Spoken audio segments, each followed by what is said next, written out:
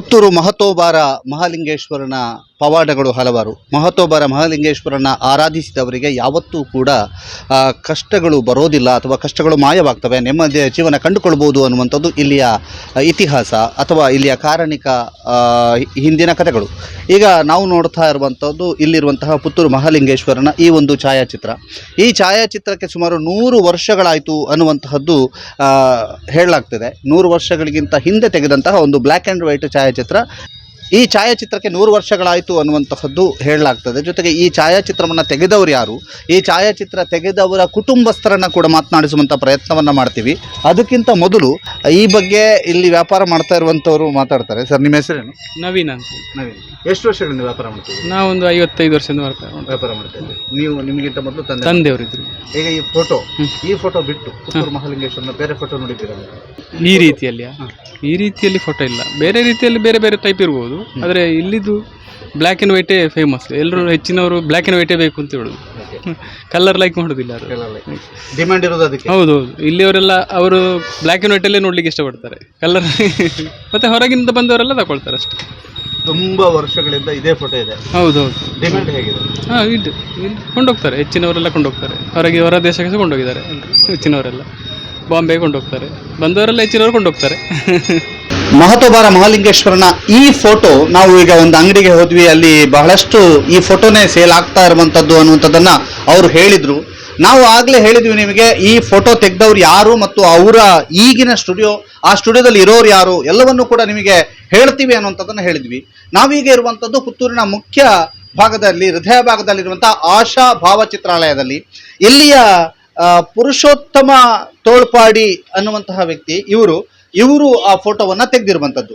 ಈ ಫೋಟೋವನ್ನು ತೆಗೆದಂತಹ ಛಾಯಾಚಿತ್ರಕಾರರು ಇವರ ಈ ಫೋಟೋನೇ ಈಗ ಎಲ್ಲೆಡೆಯೂ ಕೂಡ ಪೂಜೆ ಮಾಡಲ್ಪಡುವಂತಹ ಒಂದು ಮಹಾಲಿಂಗೇಶ್ವರನ ಚಿತ್ರ.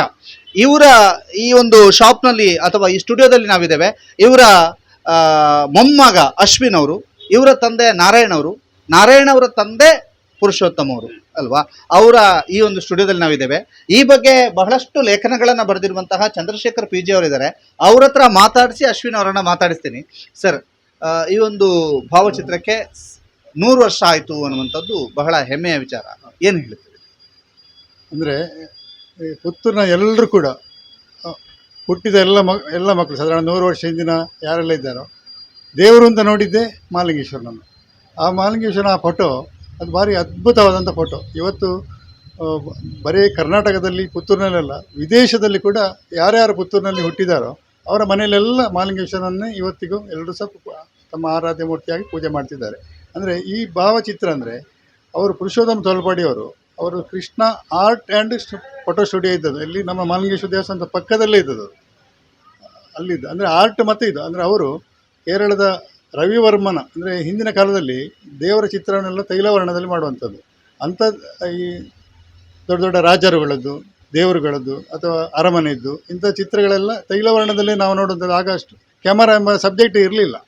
ಈ ಕ್ಯಾಮರಾ ಅಂತ ಬಂದಾಗ ಫಸ್ಟಿಗೆ ಫೀಲ್ಡ್ ಕ್ಯಾಮರಾ ಅಂತ ಬಂತು. ಅದು 3 ಕಾಲು ಅದರಲ್ಲಿ ಇಟ್ಟುಕೊಂಡು ಅದರ ಮುಸ್ಕ ಹಾಕಿ ತೆಗೆದು ಆಮೇಲೆ ಅದನ್ನು ಕ್ಲೀನ್ ಮಾಡುವ ಕೆಲಸ ಸಹ ಭಾರಿ ಕಷ್ಟದ್ದು. ಅಂದರೆ ಅದಕ್ಕೆ ಹೈಪ್ ಎಲ್ಲ ಬಳಸಿ ಅದನ್ನು ಕತ್ತಲೆ ಕೋಣೆಯಲ್ಲಿ ತೊಳೆದು ಅದನ್ನು ರೆಡಿ ಮಾಡಲಿಕ್ಕೆ ತುಂಬ ಕಷ್ಟಕರ ಕೆಲಸ. ಇವರು ಸಾಧಾರಣ 15 ದಿನದಲ್ಲಿ ಅದನ್ನು ಕಷ್ಟಪಟ್ಟು ಅದನ್ನು ಇದು ಮಾಡಿದ್ದಾರೆ. ಅದರಲ್ಲಿ ಬರೇ ಒಬ್ಬ ಸಾಮಾನ್ಯ ಫೋಟೋಗ್ರಾಫರ್ ತೆಗೆದಂಥ ಕಲೆ ಮಾತ್ರ ಇರೋದಲ್ಲ, ಅವರ ರವಿವರ್ಮನ ಕೇರಳದ ಅನಂತಶಯನ ರವಿವರ್ಮನ ಕಾಲೇಜಲ್ಲಿ ಏನೆಲ್ಲ ಕಲ್ತಿದ್ದಾರೆ ಅವರು ತೈಲವರ್ಣಕ್ಕೆ, ಆ ಕಲೆಯನ್ನು ಅವರ ನೈಪುಣ್ಯತೆಯನ್ನು ಈ ಫೋಟೋದಲ್ಲಿ ಅಳವಡಿಸಿದ್ದಾರೆ. ಅದರಂದರೆ ಸ್ವಲ್ಪ ಅದರ ನೆರಳು ಬೆಳಕಿನ ಆಟ ಇದೆಲ್ಲ, ಎಲ್ಲೆಲ್ಲಿ ಡಾರ್ಕ್ ಮಾಡಬೇಕು, ಎಲ್ಲೆಲ್ಲಿ ಲೈಟ್ ಮಾಡಬೇಕು, ಎಲ್ಲೆಲ್ಲಿ ಯಾವ ರೀತಿ ಶೇಡ್ ಮಾಡಬೇಕು, ಅದನ್ನೆಲ್ಲ ಅವರಿಂದ ಎಷ್ಟು ಪ್ರಯತ್ನ ಆಗಿದೆ ಅಷ್ಟು. ಅಂದರೆ ಪರಮಾತ್ಮ ಮಹಾಲಿಂಗೇಶ್ವರ ಆ ಸಂದರ್ಭದಲ್ಲಿ ಈ ಪುರುಷೋತ್ತಮ ತೋಳ್ಪಾಡಿಯವರ ಕೈಯಲ್ಲೇ ಇದನ್ನು ಮಾಡಿಸ್ಬೇಕಂತ ಅವರು ನಿರ್ಧಾರ ಮಾಡಿದ್ದ.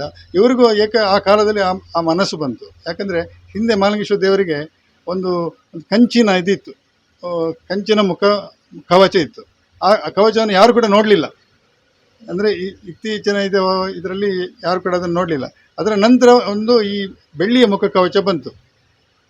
ಆಡಳಿತವರು ಅದನ್ನು ಮಾಡಿಸಿದ ಮೇಲೆ ಈ ಬೆಳ್ಳಿಯ ಮುಖ ಕವಚ ಯಾವಾಗ ಬಂತೋ ಆಗ ಇವರಿಗೆ ತೋಳ್ಪಾಡಿಯವರಿಗೆ ಇದರದೊಂದು ಫೋಟೋ ತೆಗಿಬೇಕು ಅಂತ ಮನಸ್ಸಲ್ಲಿ ಒಂದು ಆಸೆ ಆಯಿತು. ಹಾಗೆ ಅಂಥ ಸಂದರ್ಭದಲ್ಲಿ ಅದನ್ನು ತೆಗೆದು ಇಡೀ ಲೋಕಕ್ಕೆ ಅದನ್ನು ಅರ್ಪಣೆ ಮಾಡಿದ್ದಾರೆ. ಇವತ್ತು ಎಲ್ಲರ ಮನೆಗಳಲ್ಲಿ, ಅಂಗಡಿಗಳಲ್ಲಿ, ಕಾರುಗಳಲ್ಲಿ, ರಿಕ್ಷಾಗಳಲ್ಲಿ ಎಲ್ಲಿ ಹೋದರೂ ಪರಮಾತ್ಮ ಮಹಾಲಿಂಗೇಶ್ವರನ ಆ ಫೋಟೋವನ್ನು ನಮಸ್ಕಾರ ಮಾಡಿಯೇ ಎಲ್ಲರೂ ಕೂಡ ಅವರವರ ದೈನಂದಿನ ಕಾರ್ಯಕ್ರಮವನ್ನು ಮಾಡುವಂಥದ್ದು. ಹಾಗೆ ಆ ತೋಳ್ಪಾಟಿಯವರು ಯಾವಾಗಲೂ ಕೂಡ ಇಡೀ ಪುತ್ತೂರಿನವರು ತೋಳ್ಪಾಟಿಯವ್ರನ್ನ ಯಾವಾಗಲೂ ಕೂಡ ನಾವು ನೆನೆಸ್ಕೊಳ್ಬೇಕಾದ್ದು ಈ ಸಂದರ್ಭ. ಇದು ಅವರ ಮಾತು, ಅವರ ಒಂದು ಅನುಭವವನ್ನು ಶೇರ್ ಮಾಡಿದರು. ಜೊತೆಗೆ ಹೌದು, ಅದು ಪ್ರತಿನಿತ್ಯ ಮಹಾಲಿಂಗೇಶ್ವರನನ್ನ ಪೂಜೆ ಮಾಡಿಯೇ ಪುತ್ತೂರಿನವರು ಅಂತಲ್ಲ, ಮಹಾಲಿಂಗೇಶ್ವರನ ಭಕ್ತರೆಲ್ಲರೂ ಕೂಡ ಮುಂದಡಿ ಇಡುವಂಥದ್ದು. ಈಗ ಅವರ ಮೊಮ್ಮಗರಾದಂಥ ಅಶ್ವಿನ್ ಅವರಿದ್ದಾರೆ, ಇದೇ ಕಾಯಕದಲ್ಲಿ ಅವರು ಮುಂದುವರೆದಿದ್ದಾರೆ. ಸರ್, ನಿಮ್ಮ ಸ್ಟುಡಿಯೋದ ಇತಿಹಾಸವನ್ನು ಅಜ್ಜ ಅಪ್ಪ ನೀವು ಹೇಗೆ ಬಂಧಿಸ್ತೀರಿ? ನನ್ನ ಅಜ್ಜನೇ ಹಿಂದೆ ಸ್ಟುಡಿಯೋ ಸ್ಟಾರ್ಟ್ ಮಾಡಿದ್ದು. ಅದರ ನಂತರ ನಮ್ಮ ತಂದೆಯವರು ನಡೆಸಿಕೊಂಡು ಬರ್ತಾ ಇದ್ದರು. ಹಾಗೆ ತಂದೆಯವರಿಗೆ ಈಗ ಪ್ರಾಯ ಆಯಿತು, ರಿಟೈರ್ಡ್ ಆಗಿದ್ದಾರೆ. ಅದರ ನಂತರ ನಾನೀಗ ಮುಂದುವರಿಸ್ತಾ ಇದ್ದೇನೆ ಅಷ್ಟೇ. ಈ ಒಂದು ಭಾವಚಿತ್ರದ ಬಗ್ಗೆ, ಮಹಾಲಿಂಗೇಶ್ವರನ ಈ ಭಾವಚಿತ್ರ ನಿಮ್ಮ ಮನೆಯವರು ತೆಗೆದದ್ದು, ನಿಮ್ಮ ಅಜ್ಜ ತೆಗೆದದ್ದು, ಜೊತೆಗೆ ಅದಕ್ಕೆ 100 ವರ್ಷದ ಸಂಭ್ರಮ. ಈಗ ನಮಗಿಂತ ಹೆಚ್ಚು ಪುತ್ತೂರಿನ ಪಬ್ಲಿಕ್ಕಿನವರೇ ಹೇಳ್ತಾರೆ ಅದರ ಬಗ್ಗೆ. ನಮ್ಮ ಅಜ್ಜ ಆಗಿನ ಕಾಲದಲ್ಲಿ ಏನು ವ್ಯವಸ್ಥೆಗಳಿಲ್ಲದೇ ಇರುವ ಸಮಯದಲ್ಲಿ ಆ ಒಂದು ಫೋಟೋವನ್ನು, ಪ್ರತಿಬಿಂಬವನ್ನು ತೆಗೆದನ್ನು ನೋಡಿ ನಮಗೆ ಭಾಳ ಸಂತೋಷ ಆಯಿತು ಅಷ್ಟೇ. ಈಗ ನೀವು ಇದೇ ಫೀಲ್ಡ್ಗೆ ಬರಲಿಕ್ಕೆ ಆ ಫೋಟೋ ಪ್ರೇರಣೆ ಆಗಿದೆಯಾ? ಹೌದು, ನಮ್ಮ ಅಜ್ಜ ಅದನ್ನು ನಡೆಸಿಕೊಟ್ಟಿದ್ದಾರೆ ಮೊದಲಿಂದಲೇ. ಈಗ ಇದು 100 ವರ್ಷ ಆಯಿತು, ನಿಮ್ಮನ್ನು ವಿಚಾರಿಸ್ತಿದ್ದಾರೆ ನಿಮ್ಮ ಅಂದಿನ ಫೋಟೋ. ಈಗ ಅವತ್ತಿನ ಫೋಟೋ, ಅದರ ಕಾಪಿ ಇದೆಲ್ಲ ನಿಮ್ಮಲ್ಲಿಯೂ ಕೇಳ್ತಾರ? ಹೌದು, ಈಗಲೂ ಹುಡುಕಿಕೊಂಡು ಬರ್ತಾರೆ. ಆಗಿನ ಫೋಟೋವನ್ನು, ಒರಿಜಿನಲ್ ಫೋಟೋವನ್ನು ಹುಡುಕಿಕೊಂಡು ಈಗಲೂ ಬರ್ತಾರೆ. ದೇಶ ವಿದೇಶ ಎಲ್ಲ ಕಡೆಯಿಂದ ಸಹ ಕೇಳಿಕೊಂಡು ಬರ್ತಾ ಇದ್ದಾರೆ ಅದನ್ನು. ಈಗ ನಿಮ್ಮ ಹತ್ರ ಒರಿಜಿನಲ್ ಇದೆ? ಹೌದು, ಅದರ ಕಾಪಿಯೂ ಇದೆ. ಹೇಗೆ ಸಂರಕ್ಷಣೆ ಮಾಡಿಟ್ಟಿದ್ದೀರಿ? ಅದು ಮೊದಲಿಂದಲೂ ಅದನ್ನು ತೆಗೆದಿಟ್ಟಿದ್ದಾರೆ ಅವರು. ಈಗಿನ ಸಿಸ್ಟಮ್ ಅಲ್ಲ, ಆಗ ಗ್ಲಾಸ್ ಫಿಲ್ಮ್ ಅಂತೇಳಿ ಬರ್ತಾ ಇತ್ತು, ಅದರಲ್ಲಿ ಪ್ರೊಸೆಸ್ ಮಾಡಿ photo, black and white photo ಮಾಡ್ತಾ ಇದ್ರು. ಹಾಗೆ ಈಗೆಲ್ಲ ಡಿಜಿಟಲೈಸ್ ಆಗಿದೆ. ಈಗ ಅದಕ್ಕೆ ಡಿಜಿಟಲ್ಗೆ ಕನ್ವರ್ಷನ್ ಮಾಡಿ ನಾವು ಇಟ್ಟುಕೊಂಡಿದ್ದೇವೆ ಅದನ್ನು. ಹೌದು. ನೀವು ಪೂಜೆ ಮಾಡ್ತಿದ್ದೀರಾ ಮನೆಯಲ್ಲಿ? ಹೌದು, ನಾವು ಅಂತೇಳಿ ಎಲ್ಲ ಪುತ್ತೂರಿನ ಎಲ್ಲ ಭಕ್ತಾದಿಗಳು ಸಹ ಅದನ್ನೇ ಇಟ್ಟುಕೊಂಡು ಪೂಜೆ ಮಾಡ್ತಾರೆ. ನಿಮ್ಮ ಮನೆಯಲ್ಲಿ ನೀವು ನಿಮ್ಮ ಅಜ್ಜ ತೆಗೆದ ಫೋಟೋವನ್ನೇ ಪೂಜೆ ಮಾಡ್ತಿದ್ದೀರಿ ಅನ್ನುವಂಥ ಖುಷಿ ಎಷ್ಟರ ಮಟ್ಟಿಗಿದೆ? ಅದು ನಮಗೆ ತುಂಬ ಹೆಮ್ಮೆ ಆಗ್ತದೆ ಅದನ್ನು ಕೇಳಿಕ್ಕೆ.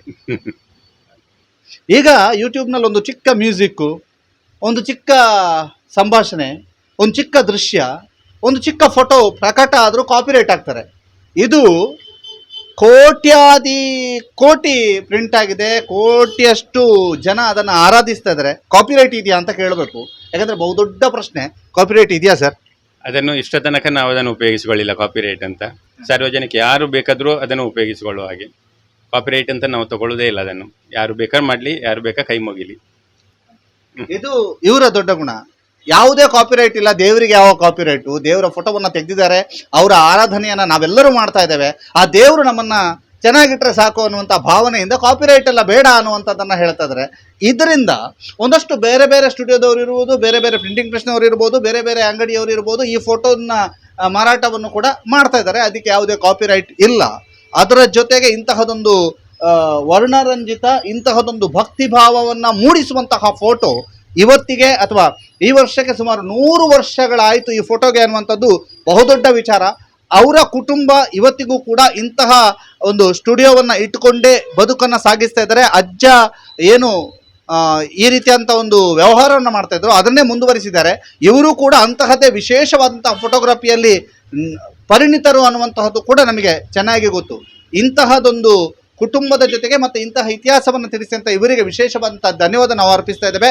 ಜೊತೆಗೆ ಈ ಮಹಾಲಿಂಗೇಶ್ವರನ ಆರಾಧನೆಗೆ ಅಥವಾ ನಮ್ಮ ಮನೆಯಲ್ಲಿರುವಂತಹ ಮಹಾಲಿಂಗೇಶ್ವರನ ಫೋಟೋನ ಆರಾಧನೆಗೆ ನೆರವಾದಂತಹ ಈ ಕುಟುಂಬಕ್ಕೆ ವಿಶೇಷವಾದಂಥ ಧನ್ಯವಾದಗಳು. ಗೌತಮ್ ಶೆಟ್ಟಿ ಜೊತೆಗೆ ದಾಮೋದರ ದೊಂಡಲೆ, ಸುದ್ದಿ ನ್ಯೂಸ್, ಪುತ್ತೂರು.